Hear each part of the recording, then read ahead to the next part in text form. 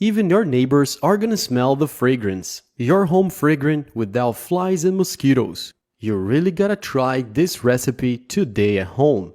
That's right everyone, after this tip, your home will never be the same. And for this, first we're gonna need a container. Let's add here half a cup of water. Next, we're also gonna need alcohol. The one I'm using here is 46%, but you can use whatever you got there, okay? We're adding the same amount as water, half a cup. Now we're also gonna need fabric softener.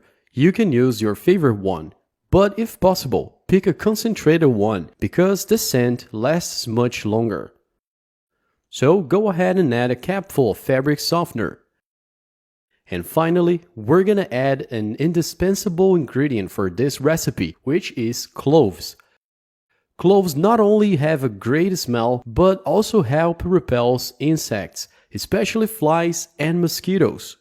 So here folks, you can add a good amount of cloves. Once that's done, now just mix it very well. And now our mixture is ready. Let's set it aside for now. Okay, then we're gonna need a plastic bottle. So go ahead and make a hole on the cap. Then cut the bottle in half, just like I'm doing here. Next, go ahead and pour some of the mixture here.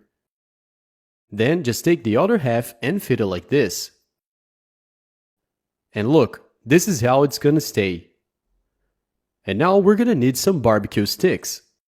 Cut the end and then place it in the bottle. First, get them wet like this. And then just flip it. This way the scent will be much stronger. And there you have it. It's ready to use. See how cool? Now you can go ahead and place it in any room of your house.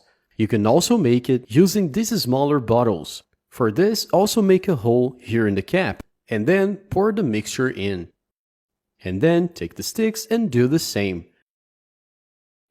And there you go folks. Now all I have to do is place them around the house. I like to leave one in the bathroom, one in my living room, and one in the bedroom.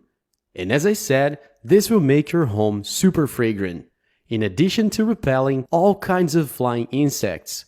Here I made it with recyclable materials only, but if you prefer, you can make it fancy too, by using nice glass bottles or just buying at the store. But the way I made it is much more economical and basically you won't spend anything. So that's it. I hope you liked it. Thanks for watching and I see you guys in the next video.